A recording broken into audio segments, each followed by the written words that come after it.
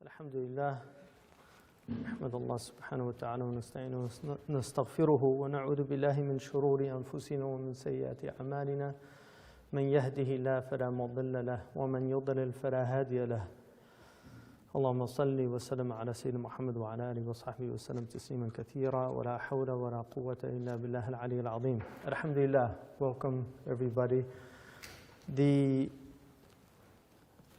topic I wanted to talk about today revolves around what occurred in Marrakech, and I think some of you are aware of it, but for those of you who aren't, Sheikh Abdullah bin Bayya, who I think in many ways represents a type of intelligence that has been lacking in our community in a lot of different areas. He's somebody who doesn't study, for instance, usul al-fiqh as a historical artifact, which a lot of scholars today do. They study usul al-fiqh as a historical artifact, trying to understand how our tradition emerged and evolved.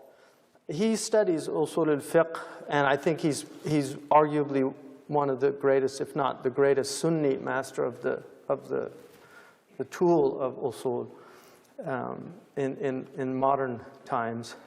He studies it as an actual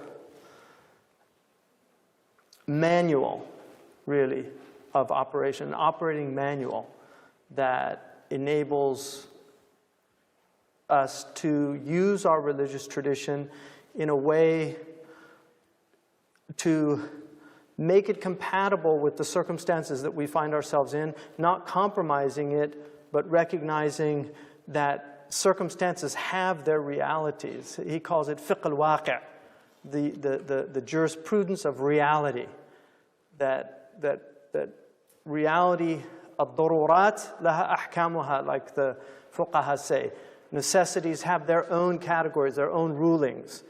And we have many, many examples of this historically throughout history of the Muslims dealing with their circumstances. I'll just give you an example. Historically, when Muslims conquered lands, there were two types of ways that they came into a land. One was what was called unwatan, and the other was sulhan. So unwatan is where people refused the Muslim demands, and so they fought it out, and then the Muslims won. That had a whole set of rules that went with it. And then if they conquered them under a treaty, like a sulh, then that also they were able to stipulate things. So one was like a conditional surrender, the other was like an unconditional surrender. And you see this in early Islam. One of the things in unconditional situations that they would not allow them to build new churches. And so you will find, for instance, that there are periods where a ruler will come and he'll actually order the churches to be torn down that were built in the previous administration. So you'll find that in our history books. And these are things that a lot of people that are very anti-Muslim are pulling out because they're going into our sources and looking at our history books. And what's interesting about their methodology is that they will cherry pick all the things that blacken Islamic history and just they will look at them as simply fact. This is fact. And anything that puts the religion in a good light, they will say, oh, this is clearly a contrived story. It's a nice story told by Muslims to make their religion look nice. And this is a very common, when you get into Orientalist tradition, it's a very common motif. For me, it really bothers me a lot because they don't challenge a lot of these narratives that I personally would challenge because the Prophet never destroyed a place of worship. And so and he prohibited destroying places of worship. So if a Muslim ruler destroys a place of worship that was already built, even if it was built against certain codes or legal restrictions, if it's being used by a religious community, I don't believe the Prophet would have done that. And so to say that this somehow is normative Islam because a ruler did it. Another aspect that we have to remember as Muslims is that Islam was a religious tradition that our Prophet told us would only have a polity for 30 years. And then after that, he said it wouldn't be Islam. It would be something else. And so after 30 years, and it ends with Hassan ibn Ali's Khilafah, which lasted for 6 months, almost to the date, 30 years after the Prophet ﷺ, his death, it aligned with empire. And Islam becomes now a vehicle for empire with all the aspects that entails. Just like Christianity in the 4th century aligned with empire. So the first 300 years, the Christians had a certain tradition, but after that, when they aligned with empire, it became very different. One of the fundamental debates in early Christianity was about wealth. This was actually a more significant debate than a lot of the theological debates that will enter into the religion later on. Could a Christian be rich? That was a major discussion. Many of the church fathers really felt, and the desert fathers certainly felt, that the only way that you could truly express a true Christian faith was in essence to completely remove yourself from the world. But once Christianity became the religion of an empire, it changed, it transformed. And Islam is the same. You can't divorce the scholars that worked with empire and their decisions and their reasoning from the environments that they were in. You can't separate those two. And then you will find historically the vast majority of the scholars that are honored in our tradition, the vast majority, not all of them, but the vast majority of them had very tenuous relationships with empire. Many of them would not visit rulers. They simply would not go and sit with them. If the ruler wanted to see them, they would say, he has to come and see me. I'm not going to him. Imam al-Ghazali, who in his early part of his life was very much aligned with empire. He worked with Nizam al-Mulk. He was in his coterie. But when he had his transformation, he went on his pilgrimage. At the tomb of al-Khalil, he swore an oath that he would never visit a ruler. That's an oath, another, that he actually swore. He vowed that he would never visit a ruler. And when he was called to the court of Sanjar, he went not believing it was breaking the vow because he was forced to, because he was accused of, of religious heterodoxy, and he had to go defend himself. But he did not, after that, engage with rulers. And so there are many, many examples of that historically. Malik ibn Anas is a clear example of somebody who, and Abu Hanifa and Ahmad ibn Hanbal, all of them, if you look at the 4 Imams, all of them were simply not tied to empire. They would not allow themselves to be compromised in that way because they understood that once you ally with empire, you compromise yourself. And one of the interesting things about our legal system is that judges traditionally were independent. So even the rulers could not control what we would call the judicial branch in our separation of powers, because we separate legislative, the judicial, and the executive branches based on Montesquieu's demarcations. In the traditional Muslim world, the legislative was largely an independent body, the fuqaha. And you had the executive branch, which would also legislate things very often against the fuqaha, the independent legislative branch. So they would legislate taxes that the fuqaha considered unacceptable or unjust. So the legislative branch in Islamic history was actually an independent branch generally, but it was also co-opted by empire. And so there was a tenuous relationship between the fuqaha, what they called the ulama of sultan, and the ulama of Quran. right? So,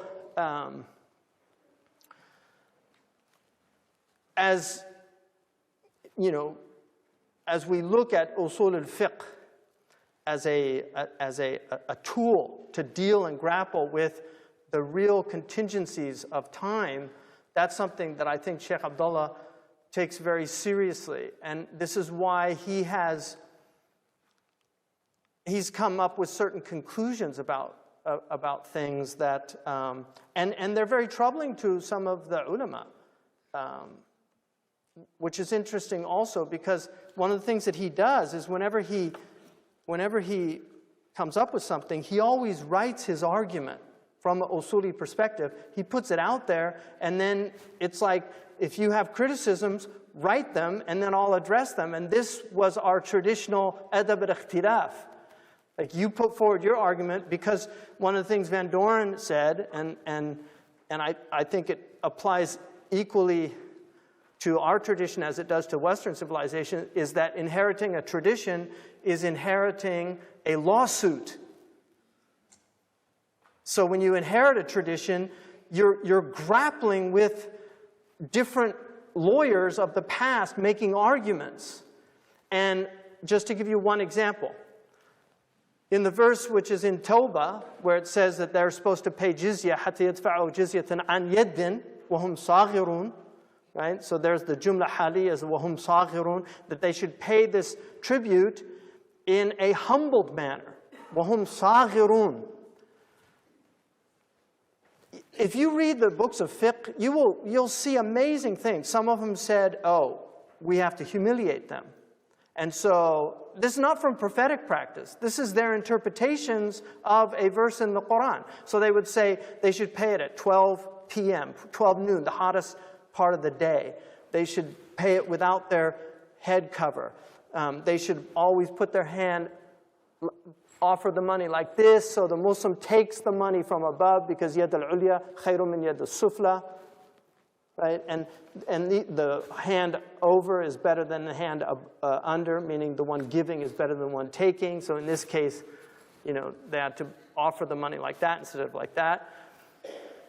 That's one view, and the fuqaha, you'll find that in the books, and these are the things that these Islamophobes pull out of our books and say, well, there, look at this tolerant religion. And then you have people like Abu Ubaid in Kitab al-Amwal, one of the great fuqaha of Islamic tradition, who argues that just paying tribute is humbling enough. So honor them and treat them well, and don't humiliate them in paying their tribute. So there's another faqih who comes up with a completely different approach. And so what is it? Which one is it? They're both from the quote-unquote tradition. And this is the lawsuit that we inherit. And then we have to ask ourselves, what is closest to our Prophet's behavior? How was he with people when the Christians of Najran came to Medina in according to one recension in the 9th year of Hijrah? How did he treat them? According to our books, he let them pray in the masjid. When they debated with him about, for instance, Ya Ukhta Harun, they said about Mary, you've confused Mary, the sister of Moses, with Mary, the mother of Jesus. Because in the Quran, Mary, the virgin, is called the sister of Harun. And the Prophet said, wasn't she an Aaronite? Because the Aaronites were the shrine keepers. And Mary was from the offspring of Aaron, the brother of Moses. So he was explaining, because the Arabs say, Ya Ukht al-Arab, or Ya Akh al-Arab, when you're from a people, you call them the sister of that people. So she was an Aaronite. So he was saying, that's not a confusion. That's an epithet that indicates her lineage. So he explained, he didn't say off with their heads, how dare they question the Quran, how dare they question my prophecy. No, he treated them with respect. He debated with them. And then when the debate was going nowhere, he challenged them to the mubahala, which they decided not to do after consulting with the Jews in Medina. He said, we'll not do that. And they entered into an agreement with him, and they moved back, and he sent an arbiter with them. So there's an example. So the point being is that You're going to find this in our tradition. You're going to find all of these. We've got 1,400 years of tradition in the same way the Christians have 1,400 years. They have 2,000 years of tradition. The Jews have 3,000 years. It becomes cumbersome. Tradition becomes cumbersome. Hence the Protestant impulse. Let's just do away with all this stuff. Let's go back to the original sources. And that's hence Salafi da'wah is so appealing to a lot of people, because it's just saying, let's go back to the book and the Sunnah. Forget all this 1,400 years of bickering over the meanings of these things. The problem with that is that there's a reason why the tradition is there. If you read Augustine on Christian doctrine, he makes very similar arguments to our scholars about the necessity of mastering certain tools before you can even interact with the tradition. The least of which being grammar. And we have very few people that have mastered the grammar of the Quran. We have people giving commentary of the Quran that are completely unqualified, and in any other previous time they would be in blocks. You know, they used to have those blocks, they put people, their head and arm, they would be in blocks. In our history, one of the intriguing aspects of our tradition is there are actually very few tafsirs of Quran. And if you look at the men that made tafsir, they were literally the greatest scholars in the history of Islam, because nobody wanted to touch the Quran. It's like, I'm not going to say what I think God means by that. Not me. And then when you read the tafsirs, they become very tedious because they just quote the previous tafsirs. It's very interesting. They all just quote, like you'll read 10 tafsirs and they say the exact same thing because they're all going back to Tabari. Because they just didn't want to mess with the Quran. Mughni al-Labib by Ibn Hisham is one of the most important books in our civilization, is a book, a 2-volume book, just on the meanings of the particles and prepositions in the Quran, in the Arabic language. Because there's so many different types of fa. There's different types of lam. لِيَتَّخِذُهُ عَدُوًّا. In order for him to take him as an enemy, Moses, Pharaoh took him into the house to take him as an enemy. That lam can be ta'lil, but in that case it's not, because nobody in their right mind would take somebody into their house to be their enemy. So it's called lam al-aqiba. It's the lam of consequence. In other words, he didn't know that was what was going to happen, but that's what he was doing. Learning those nuances, and then diction and word choice takes years to master in the Arabic language, because these words are very subtle and they have very subtle meanings. And there are words in the Quran that you might think mean one thing, but then when you read the tafsir, you find out it's completely different meaning from the one that you thought. And that's happened to me many, many times reading the Quran, where I thought I clearly understood what it meant. Then when I went into the tafsir, I realized my understanding was completely skewed. And so tradition, we have to grapple with tradition, but we need the tools to grapple with the tradition. And that's where we're in trouble, because it takes many, many years to master those tools. It takes an incredible amount of intellectual gifts to master them, and it also demands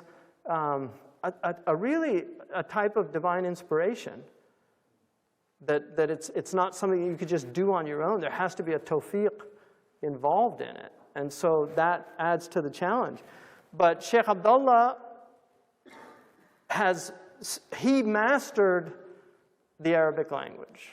I mean, he is arguably one of the great masters of the Arabic language in this time. And in fact, I saw him in a debate with one of the scholars from Pakistan, who's a very, very great Hanafi jurist. And he was arguing with him about, hum ummatun ma'al mu'minin. And he said the ma'a, it doesn't mean they're from the same ummah. It's saying he's with them. And Sheikh Abdullah started arguing from the Quran of the different meanings of ma' in the Arabic language. And one of them is for musahaba. Ana ma'ak, I'm with you. It could also mean indi. Ma'ya khamsatu dananir. I have 5 dinars with me. So there's different meanings, but he was saying it's a valid interpretation to say that it's for musahaba, istishab, that the ummah is one. The Jews and the Arabs in Medina were one ummah. Anyway, but the other thing that he really has mastered is usul al-fiqh.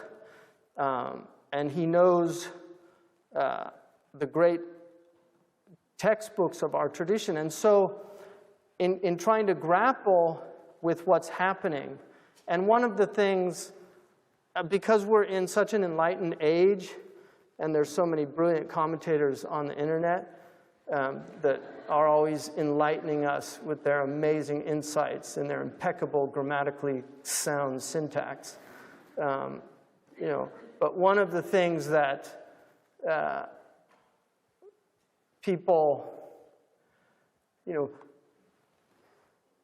like, why are you just talking about the minorities? What about all the majorities, right?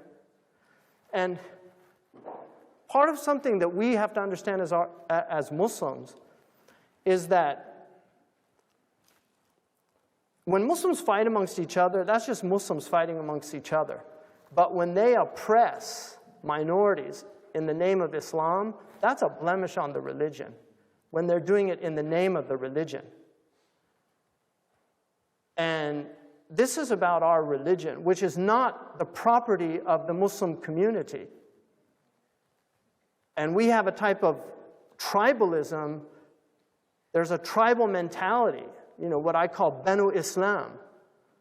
This idea that this is my tribe. And the Sahaba were all converts, lest you forget, right? They were converts to the religion. So this idea that this is somehow the possession of the Arabs, or the possession of the Saudis, or the possession of ISIS, or the possession of the Pakistanis, or the Turks, or any other ethnicity. No, this is a religion that has an open invitation to humanity. فَمَنْ شَاءَ فَلْيُؤْمِنْ, whoever wants to believe, let him believe. Whoever wants to disbelieve, let him disbelieve. But it's an open invitation.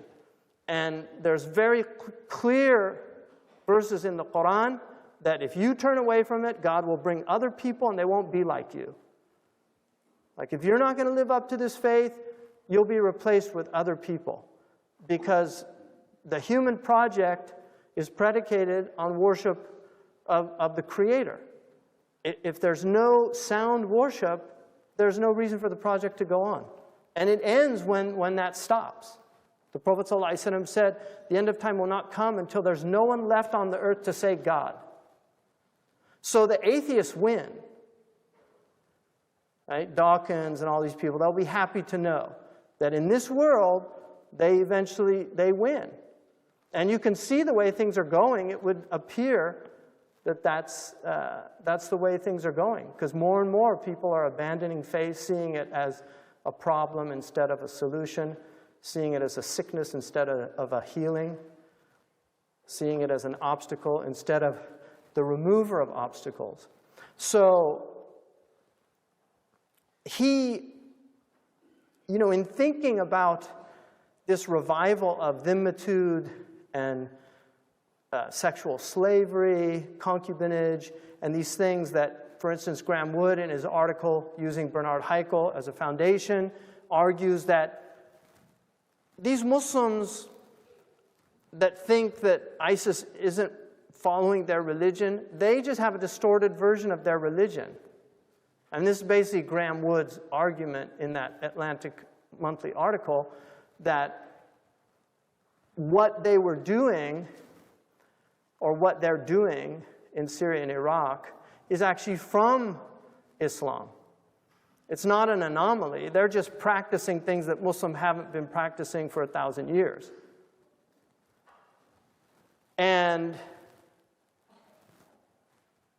people like Glenn Beck, who's written a book recently, it's number 3, last time I looked, number 3 bestseller on the New York Times bestseller list, called The Problem Is Islam, argues that there are many, many good Muslims, but they're not good because they're Muslim, they're good because they're not practicing Islam. Right? And so we're getting large numbers of people being indoctrinated into this idea somehow that our religion is a death cult, and arguably a death cult has emerged within our religion. This whole idea, you know, shahadatu ghayatuna, this slogan that martyrdom is our goal, that's not the goal of Muslims. That's not the goal. The Prophet said, "La tatamannu liqa al-adu." He said, also don't ask for death, right? And if there was a better way to die than in the arms of your wife in your bed, then he would have died that way. That's where he died. He didn't die on the battlefield. Less than 0.1% of Sahaba actually died on the battlefield. It's a very small number of the Sahaba actually died on the battlefield. So this kind of cult of death that has emerged within the religion is actually very alien to the Islamic tradition. And he asked about who the martyr was, and they said the martyr is the one who dies fi sabilillah. And he said, then the martyrs of my ummah would be very few. That's in a Sahih hadith. But he said the martyr is the one who dies when a building collapses on him, or when he falls off his camel, or when he gets dysentery, or when he drowns. There's lots of ways to be a martyr. So in grappling with this, Sheikh Abdullah came up with this idea of reviving the Constitution of Medina. Sometimes it's referred to as the Constitution of Medina, Sahifat al-Medina. The Constitution of Medina, for want of a better word, was an agreement in which the Prophet, when he came to Medina, he was invited by some of the Aus and the Khazraj, but he was not in full power. He had very few followers at that time. There were several Jewish tribes in Medina. There were three major ones, which all of us know, Bani Qaynuqa, Bani Nadir, and Bani Qurayza. And he entered into a treaty in the first year of Hijrah with them, a muwada'a, in which they would all agree in their own religious expressions to work towards righteousness and to defend one another. And this was a pact. But what's interesting about the pact is it had equal rights in terms of citizenship. And Imam Shafi'i said, this is an agreement of our community. One of the most intriguing aspects of this constitution is that even the most skeptical of Orientalists actually believe that this is an authentic legal document.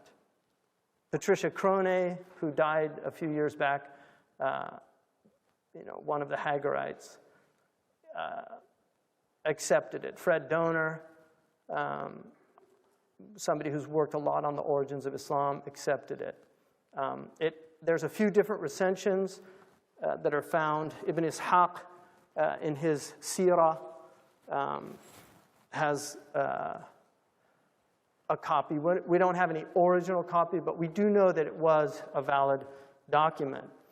And what I spoke on in Marrakech, Sheikh Abdullah did his, he gave his kalima ta'siliyah, what he calls ta'siliyah, which is giving it a foundational basis in the tradition, where he looks at all the different texts.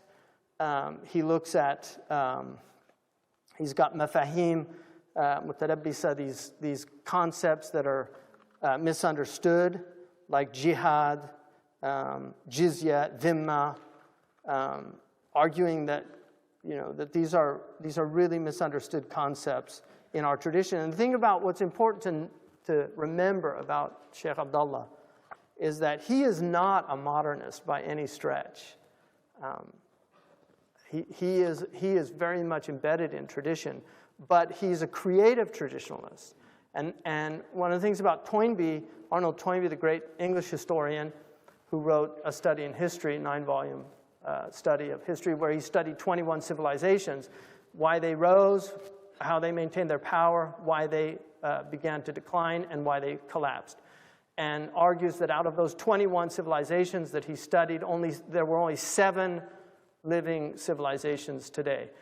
But what he argues in there is that civilizations are confronted with challenges. And if they have creative minorities that can grapple with these challenges, they're able to withstand the challenges and sometimes overcome them, surmount them. But when the challenges become insurmountable due to a dearth of these creative thinkers, then the civilization collapses. And this is one of the real trying aspects of our civilization right now. We have very few creative people. Most of the people in power, I don't think, could get middle managerial jobs at corporations with their qualifications. A lot of them, and I've read the SAT scores that they have on a lot of these people in the Senate and Congress, and it's embarrassing. I mean, they weren't even good in school. Like Dan Quayle said, if I knew I would have got this far, I would have studied harder. You know, and that is a case against democracy. It's a case for monarchy, because at least they know they're going to be in power. So anyway, I'll just go through some of the things that I looked at. Islam al-Mutasamih, tolerant Islam.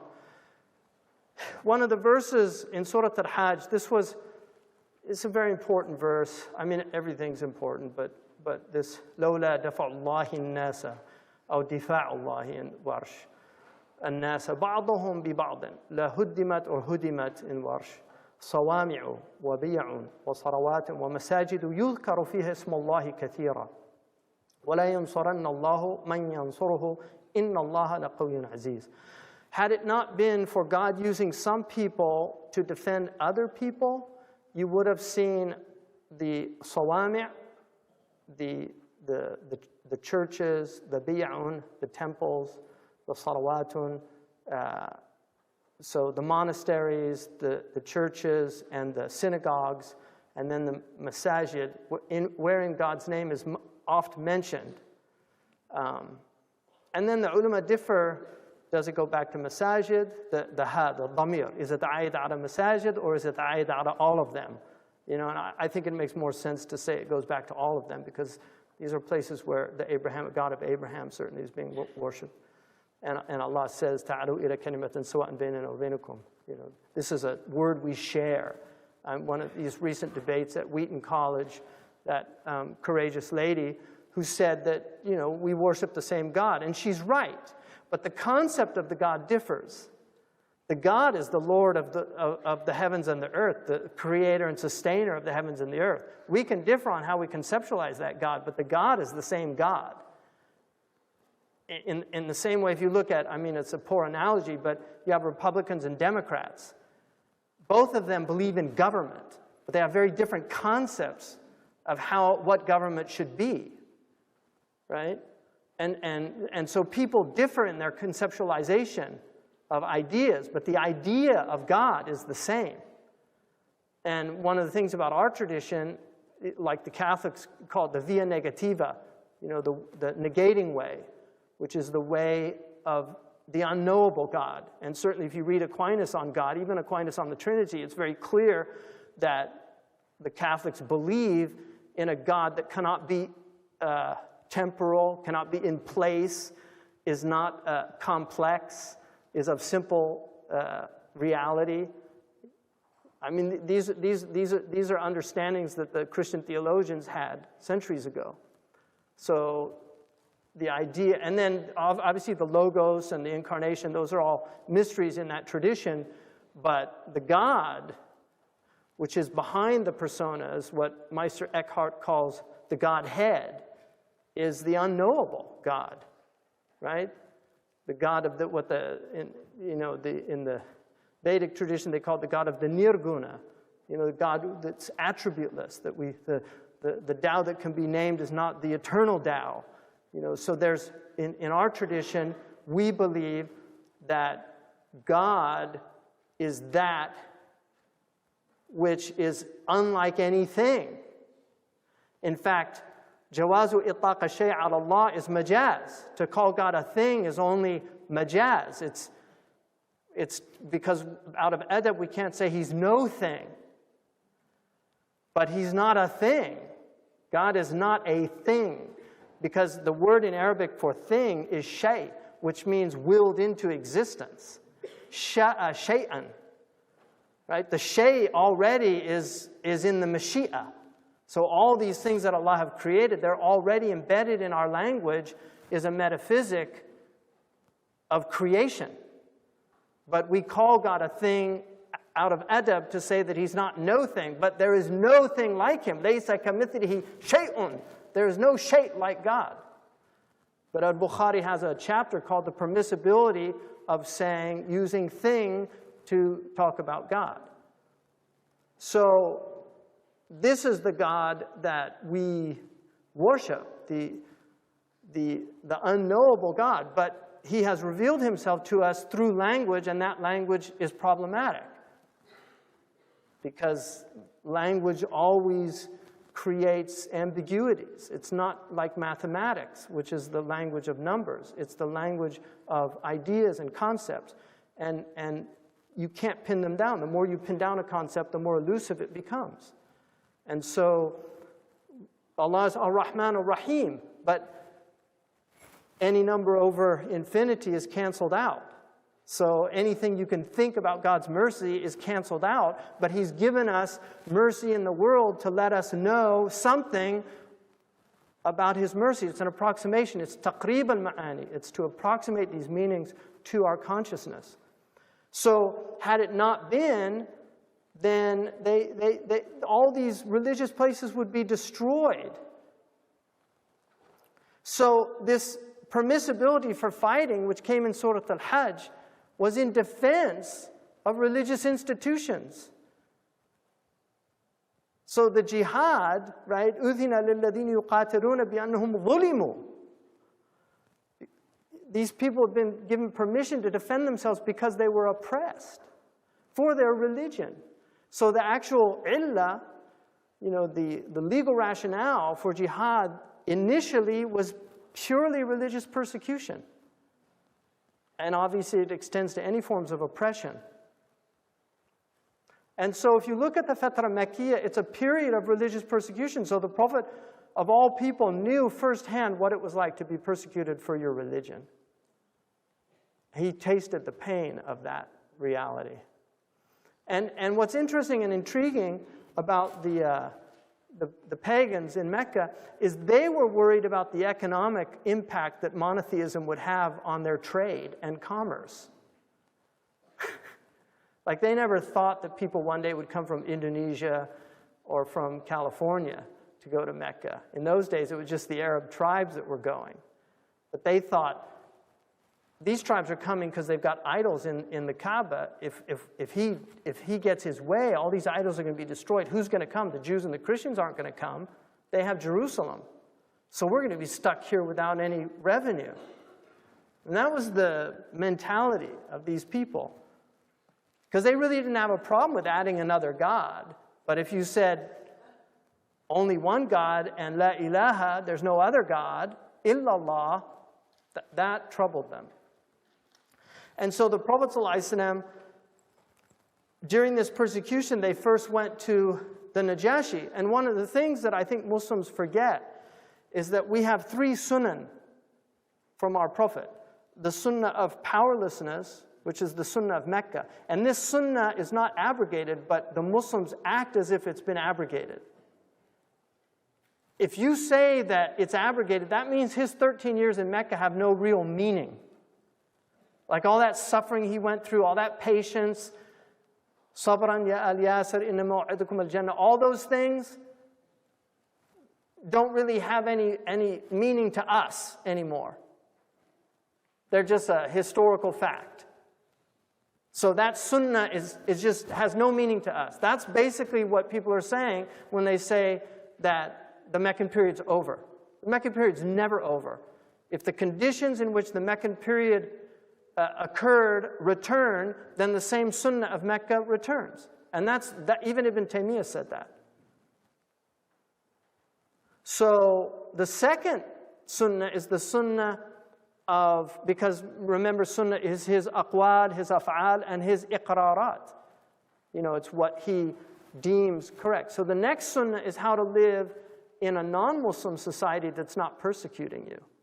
And that's the sunnah of Ethiopia, of Habasha.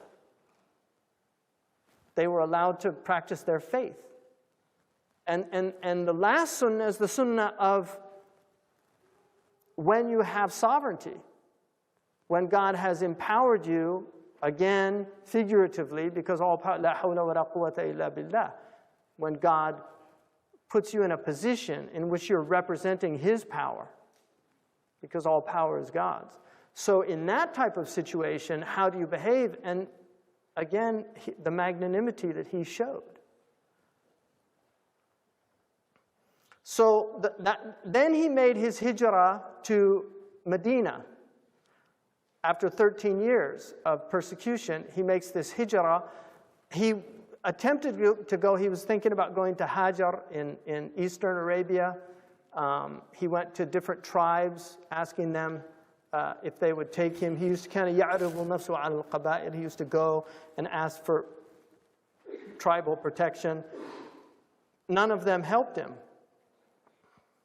And finally, the Aus and the Khazraj, who were in a town called Yathrib, and these were two Yemeni tribes. They're Kahlani. The Yemenis are divided into Himyaris and Kahlanis. They were Kahlani Yemenites who left after the famous dam broke, and many of the Yemenites went to Syria and different places. They went to Medina, Yathrib at the time. And the Aus and the Khazraj are Banu Ayla. They were from the same ancestors, so they're actually one family. But like the Hatfields and the McCoys, families feud. And so they began to feud. And they had allies from amongst the Jews. So the Aus had their allies and the Khazraj had their allies.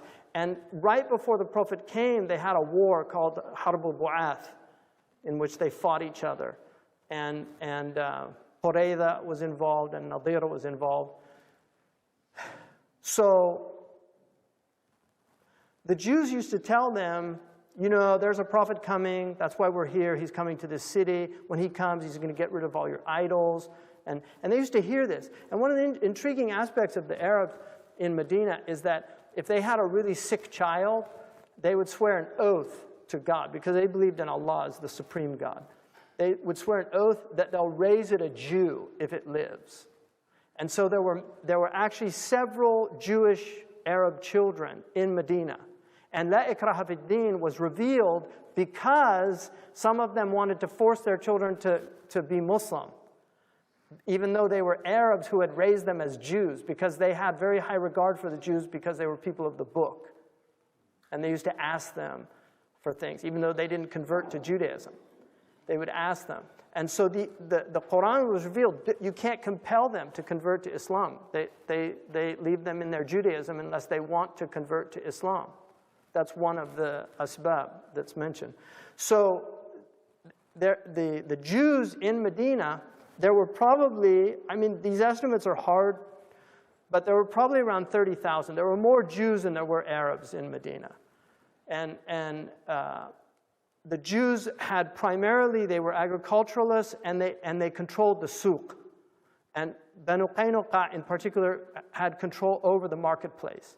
And so the Arabs and the Jews who were farmers used to bring their crops to the Banu Qaynuqa, and then they would buy them and sell them in the marketplace to Arabs that would come.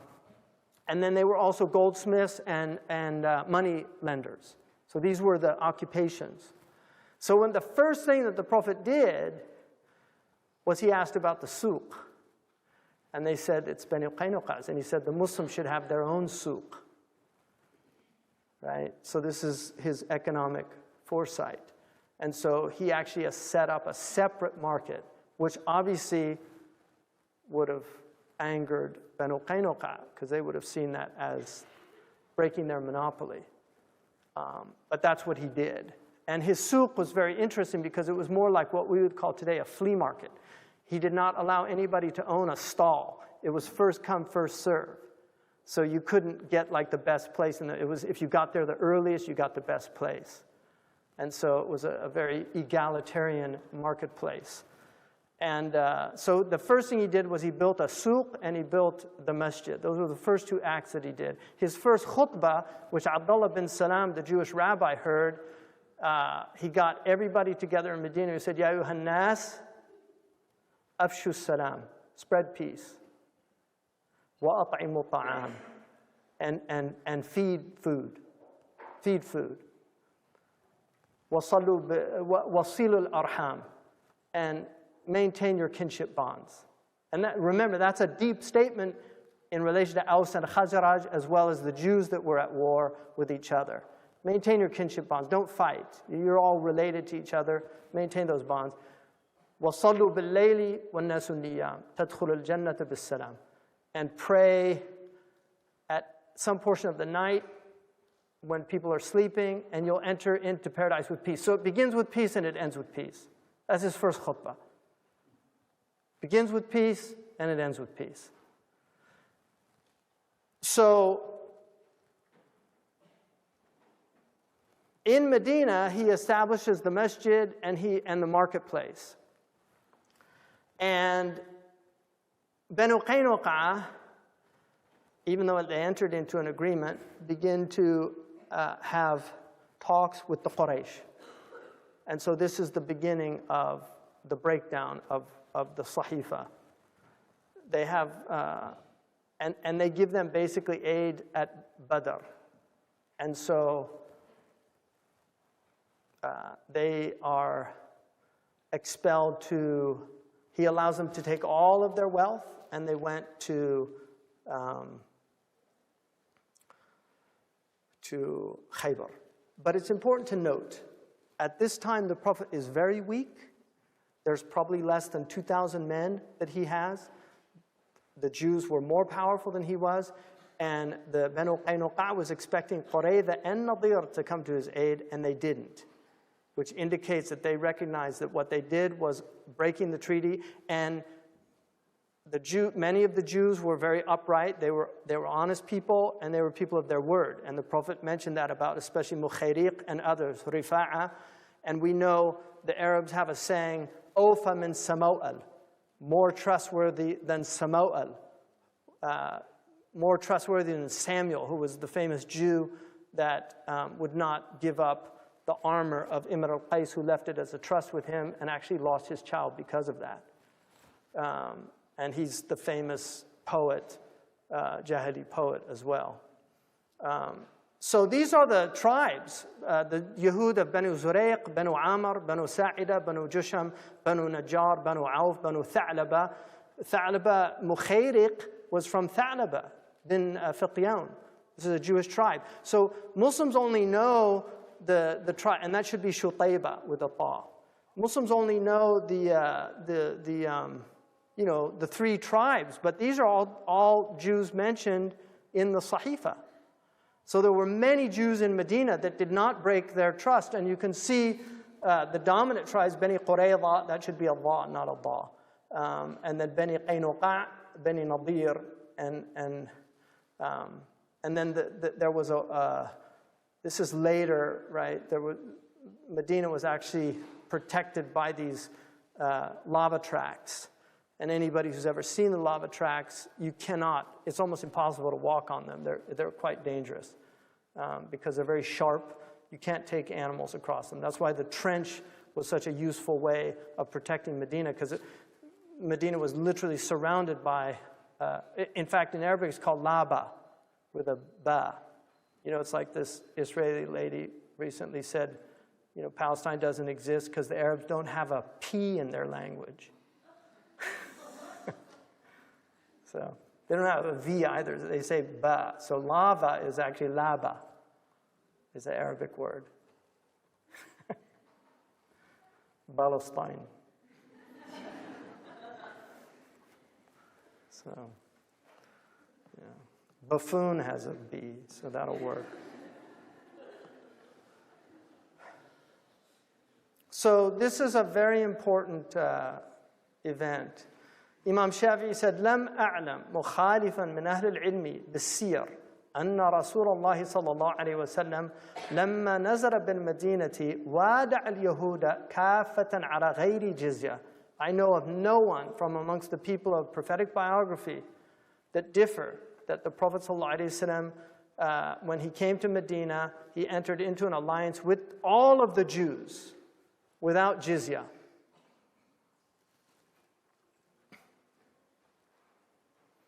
Now, at Ghazwat Uhud, Banu Tha'laba refused to go out because they said it was Sabt, and the only one that went out was Mukhayriq. There were 2 Jews that fought at Uhud, and Mukhayriq was killed. Mukhayriq, there's a khilaf about whether he became Muslim or not.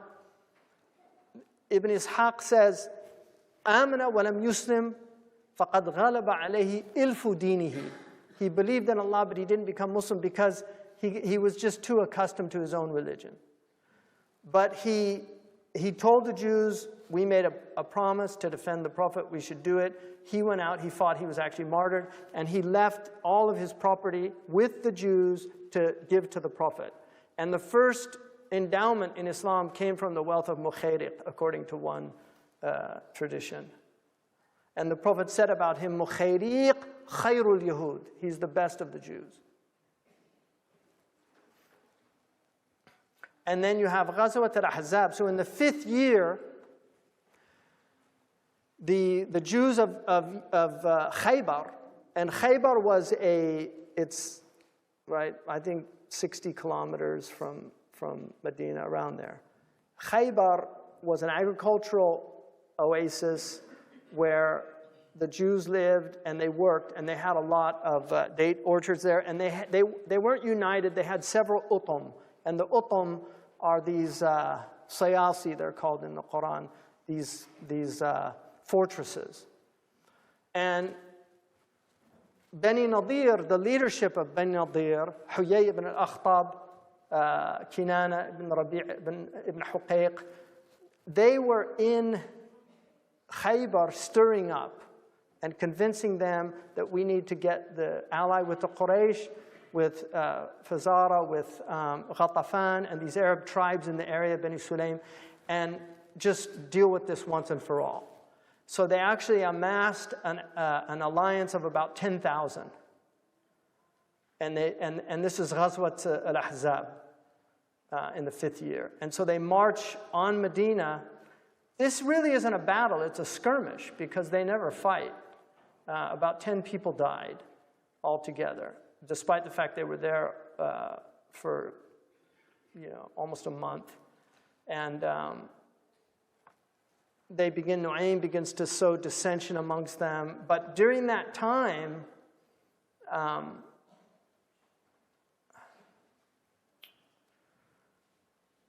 the Nadiri leadership goes to Bani Qurayza, the leadership of Bani Qurayza. And initially, the leadership of Bani Qurayza doesn't want to have anything to do with it. They actually helped dig the trench. They didn't want to be involved in treachery. But they were convinced by Huyay ibn al-Akhtab that we've got 10,000 people, this is it. The Muslims at the time only had 3,000 men, that's all. And they were not well armed. And so they really thought they could take care of it. And he was very convincing. He was a very powerful leader. And he convinced Ka'b ibn al-Asad al-Quradi to ally with them. And so this is the treasonous event that occurs during the skirmish of al-Ahzab. And they really wanted to annihilate the Muslims. So this was kind of a genocidal attempt at ridding the peninsula of the Muslims. And so the Quraysh leave, Ghatafan leaves, all of the Arab tribes leave, and they're left with Bani Qurayza are in their utam. A handful of them actually went out to fight. Now, what happens after that is very murky to me. I've read several accounts of it. I went through all the Sirah literature on it. I read Barakat Ahmed's book. I read Kistar's work, the Israeli historian, which is a very pretty serious piece of scholarship arguing against Barakat Ahmed's book. But I'm still convinced that it's grossly exaggerated, the numbers, and there's nothing sound on that. The only thing in al-Bukhari that Sa'd ibn Mu'adh said that the muqatila should be killed, and the dharari, wal nisa, And Surah Al-Ahzab clearly says, فَرِيقًا تَقْتُلُونَ وَتَأْسِرُونَ فَرِيقًا. I mean, the Quran is very clear that some people were killed and some were taken captive. That did occur. It's undeniable. But the numbers, and if you look at the event, it just doesn't smack, it doesn't sound. All the prisoners were kept in the house of Bint al-Harith. I asked Sheikh Abdullah al-Qadi, who knows all the houses of Medina inside out, because they were all very well studied. And I asked him how many people could be held in a house like that. He said it's a small house, maybe 10. And if you read also the idea of digging a ditch in the middle of the marketplace of Medina, it just doesn't make sense. There's several things in that narrative that I find really, really problematic. But anyway, it's there, and I don't think any number should be mentioned because we just don't know. And Imam Malik did not accept Ibn Ishaq as a muhaddith. He was not a muhaddith. He was a student of Zuhri. They actually chased him out of Medina. He's the source. He did an incredible service to Islam, and that goes undiminished. But he was not a solid source in hadith. And the rigor of Malik in particular is well established. Malik did not like to use anything that smacked of weakness. And so, the numbers are definitely problematic. But what happens then is that the Prophet goes and he makes a sulh al-Hudaybiyyah. And what's really intriguing about this event is they go to make Umrah, but they're not allowed to make the Umrah. And they meet at Hudaybiyyah, and the Quraysh send out a wafd. Uthman goes in to speak with them. They send out a wafd, and they're going to debate about what's going to happen. So they come to some agreements, but all of the points the Prophet compromises. Literally every single point. He just compromised. Even Muhammad Rasulullah, they said, we don't accept that. And he told Ali to erase it. And Ali said, I can't do it. That's the Sufiya call that mukhalafat ad-dubiyya. It's like disobeying the Prophet out of adab to the Prophet. Like he just said, I can't erase it. And so the Prophet said, show me where it is. And he pointed to it. And the Prophet himself erased Rasulullah and just said this is an agreement between Muhammad ibn Abdullah and Quraysh. Because the Quraysh said, we don't accept that. So he said, not a problem. Get rid of it. Every single point.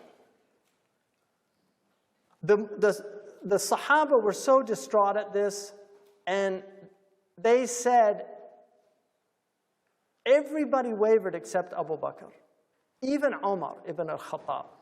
He went to Abu Bakr and he said, Alaysa Rasulullah? Isn't he the messenger of God? What are we doing? Why are we? They all had their weapons. They were ready to fight. Why are we compromising like this? Abu Bakr, he grabbed him. He said, he reminded him and just shook him to his core.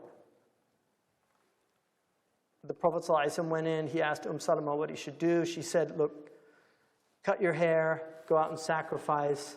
Just give them some sense of closure on their pilgrimage. So he did that, and then they saw that, and they did that, and they felt better. On the way back, Inna fatahna laka fatahan mubina. That's what's revealed. Like, this is a big opening. What's the opening? Compromise in every situation. The opening was peace. This is the first time in the history of his message where he's actually got peace. Because the Jews now, he goes to Khaybar, and he defeats them at Khaybar and enters into a treaty with them. They promised the Ahzab half the date harvest, so he entered into a treaty that they would take half the date harvest, or they could leave and go to Syria. They choose. They decided to choose to stay.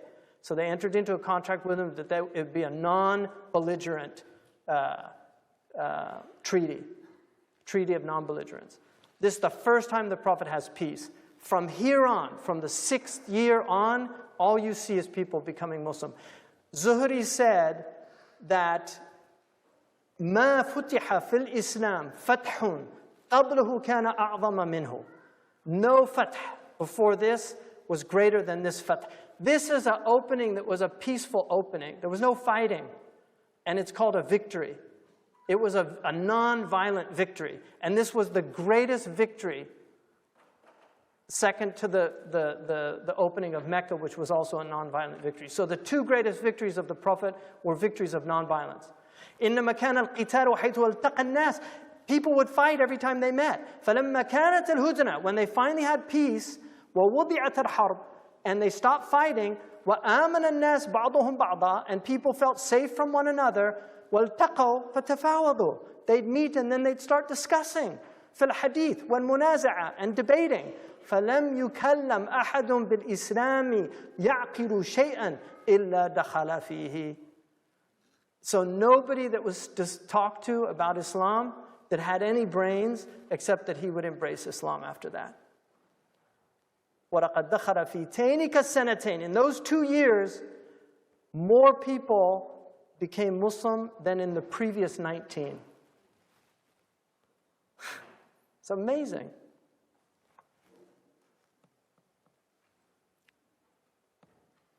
So, and then what time is it? It's 12:36. Okay, I'm going to stop there, and maybe we'll finish this another day. Yeah, so I'll just leave some questions because I have an interview that I have to go to. But if anybody has any questions, feel free to ask or comments. At the very beginning, you mentioned that the Prophet ﷺ told us that Islam would only exist as a polity for 30 years. And I'm wondering whether that is a statement that you'd recommend to us as like explaining to people when they either look at things in Islamic history or governments that call themselves Islamic and are doing things that are not following the Sunnah of the Prophet ﷺ. Do you think that that's something that non-Muslims could hear and understand and give them a little bit more wisdom as to how to understand what's happening? I mean, I don't know what people or how people react. There's so many variables when you talk to people, background, education. I mean, the word in Arabic for khilaf, difference of opinion, is the word, it's derived from a word that has to do with background, khalafa, what you leave behind. So khalfiyya is your background. So khilafs come from different backgrounds. We're in, Black History Month. I mean, there's all these people in America, white people, that say things like, why can't blacks just get over it? But they never define it. Like 500 years being stripped of your heritage, of your history, of your name, being, subjugated, being treated like animals. They were actually categorized as like livestock, and that went on until, 1865 or 1863 with the Emancipation Proclamation, but it takes 100 years to legislate civil rights from that, and we're still not there. We don't have an African American as president. There's African American as first lady, but we have a Kenyan American as president. He's not African American. He's an East African, right? From the Luo tribe, too, which in Kenya he couldn't even get elected, which is pretty amazing, right? That's what happened to his father. His father went back to Kenya, and there was no upward mobility because of his tribal background. And that's part of the problem in the Muslim world and in Africa as well, is that, families determine so much. There's no upward mobility. There's no meritocracy. I mean, the first thing a Syrian asks you, Beit Min. Which house are you from? And right when you tell them, boom, you've been identified. You're either from a good family or from another type of family. And it doesn't allow for upward mobility. It doesn't allow for meritocracy. The Prophet tried to eliminate all that stuff. Judge people according to the content of their character, not according to their tribe, clan, family, wealth, or lineage. That's how people should be judged. So, I don't know. We have to embrace the dark. We have a shadow in our religion. There's every religion. Dr. Winters says that the history of a religion is the history of its ego. And we tend to forget that there's a lot of darkness in our history. There's a lot of beautiful things. And in many ways, in terms of the pre-modern world, Muslims have nothing to be ashamed of. It's quite stunning what they were able to accomplish given the prevailing attitudes in most parts of the world. Many of the things that the Prophet taught were the dreams of philosophers. And they became common coin. The Muslims have always had racism, but they've never had a racism that prevented somebody from eating with another person. They never had that type of racism. There's no history where they would not put their hand in a plate that had a white hand or a black hand in it. I mean, they just didn't have that type of racism. But we have a lot of dark things in our history, in our past. And our religion, our tradition has a lot of horrible things that they're there. And they're in the books. And I've read them. I've spent 30 years reading in our tradition. And I've seen stuff that really bothered me. But it's there. And we have to deal with it. But does it represent the ethos or the spirit of Islam or the spirit of the Prophet? I would argue that it doesn't. And so, but then there's things that certainly that happened at the time of the Prophet that are very troubling for modern people. That's going to be undeniable. Concubinage is something that modern people cannot get their heads around at all. It's very, very difficult for people to grapple with that concept, but that was a prevailing concept, not just amongst Muslims, but amongst most of the civilizations of the pre-modern world. So, and we certainly have types of it now. It's just criminal activity, right? I mean, there's probably more concubinage today than at any other time in human history. It's not regulated. It has no, there's no rights. There's no, yeah, so. Assalamu alaikum, Sheikh. Alaikum salam. When you made mention of that mentality of those that have this, Banu Islam, what, maybe even in your opinion or an approach that we can take now would be to kind of change that? Well, one of the things that's really interesting to me, when I read Arnold's book on the preaching of Islam, he says that Muslims were actively engaged in spreading their religion until the end of the Khilafah. At late 19th century, it just stopped spreading. There was very little done. And I just thought that was really interesting, that Muslims always had missionaries. They usually came out of the Sufis. I mean, even Ibn Taymiyyah writes that the Mubtadi'ah amongst the Sufis did great service by spreading Islam in places no one else wanted to go to. Because they would go they went to the Bogomils. I mean, Albania became Muslim over centuries. The Turks arrived there in the 15th century, but it took several hundred years before they really, and they're still, the Albanians, the Arnaut, they're still very nationalistic as a people, but it took a long time. Egypt, according to Khalid Blankenship, who I trust, did not reach 50% for the first 300 years. It was mostly Christian. Syria did not reach 50% for the first 500 years. Andalusia never reached 50%. There was always a majority of Christians. And so Muslims have this fantasy that, the Muslims just showed up and everybody said, Allahu Akbar, la ilaha illallah. It doesn't work like that. They lived with these people of different religions. And they treated them sometimes well and other times not so well, and sometimes better than other places treated minorities. And sometimes they did horrible things. So they're human. But overall, our tradition just, I think, and the Prophet inculcated this in his Sahaba, he had an incredible tolerance for idiosyncrasies and bizarre behavior, and he really tolerated people as they were. And that's why he had some crazy people around him that are clear in the seerah. He had jokesters, like Nu'ayman is a clear jokester, and the Prophet tolerated him, He went and bought him all these gifts and brought him, and then the man shows up and he said, you owe me some money to the Prophet. He said, why? He said, Nu'ayman said that you were going to pay for these.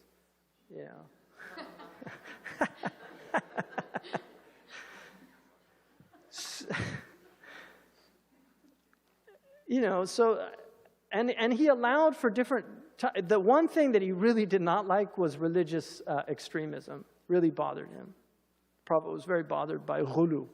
Even in ibadah, he did not like people to do excessive ibadah, like too much fasting, too much. He was very temperate and moderate. Dhikr is another thing, doing a lot of dhikr, but doing, you know, the kind of, he said, la rahbaniyata fil Islam. There's no monkery in Islam. So he was very wary of that. He didn't like extremism.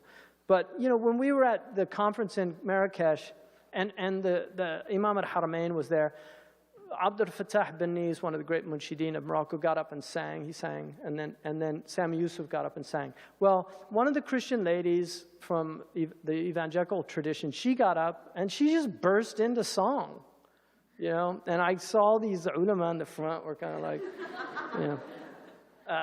And I mentioned it later to Sheikh Abdullah, and he said, "Khaliha tughanni," yani let her sing. He's just not uptight. You know, it's just let people be who they are. You know, as long as they're not like harming or, you know. So anyway. Assalamu alaikum, Sheikh Hamza. Can we take one question from online? Yeah. I'm just here in the back. Yeah. And this is actually related to something you just mentioned, but if you have any other remarks or summary regarding the essence of what took place in Marrakech in terms of the meeting. You know, the Sheikh had the actual declaration. He wrote a very serious paper on framing, but then he did the declaration, which, you know, whereas the conditions in various parts of the Muslim world have deteriorated dangerously due to the use of violence and armed struggle as a tool for settling conflicts and imposing one's point of view, whereas this situation has also weakened the authority of legitimate governments and enabled criminal groups to issue edicts attributed to Islam, but which in fact alarmingly distort its fundamental principles and goals in ways that have seriously harmed the population as a whole, whereas this marks the 1400th anniversary of the Charter of Medina, a constitutional contract between the Prophet Muhammad ﷺ and the peoples of Medina, which guaranteed the religious liberty of all regardless of faith, whereas hundreds of Muslim scholars and intellectuals from over 120 countries, along with representatives of Islamic and international organizations, as well as leaders from diverse religious groups and nationalities, gathered in Marrakech on this date to reaffirm the principles of the Charter.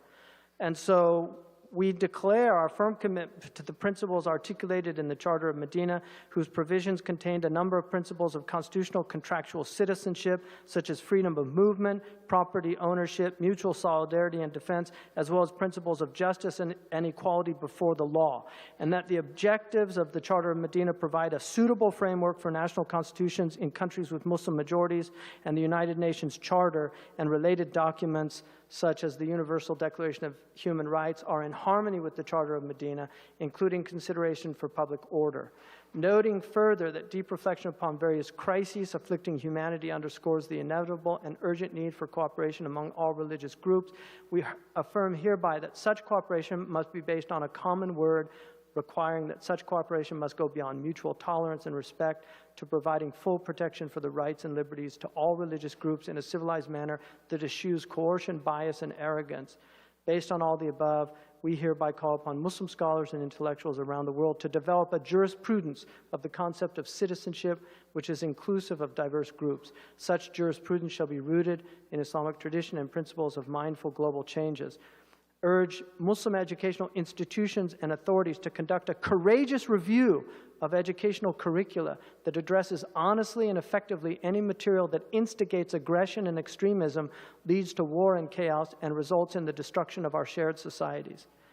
And calling upon politicians and decision makers to take the political and legal steps necessary to establish a constitutional contractual relationship among its citizens and to support all formulations and initiatives that aim to fortify relations and understanding amongst the various religious groups in the Muslim world.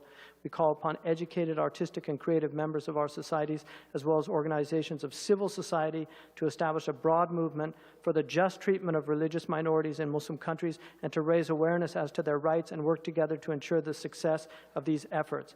We call upon the various religious groups bound by the same national fabric to address their mutual state of selective amnesia that blocks memories of centuries of joint and shared living on the same land. We call upon them to rebuild the past by reviving this tradition of conviviality and restoring our shared trust that has been eroded by extremists using acts of terror and aggression. We call upon representatives of the various religions, sects, and denominations to confront all forms of religious bigotry, vilification, and denigration of what people hold sacred, as well as all speech that promotes hatred and bigotry. And finally, affirm that it is unconscionable to employ religion for the purpose of aggressing upon the rights of religious minorities in Muslim countries. So that's the declaration. And we had a Yazidi there who... Yeah, you know, and he said to me, I spoke to him afterwards, and he just said, listen, nobody in our community attributes this to Islam.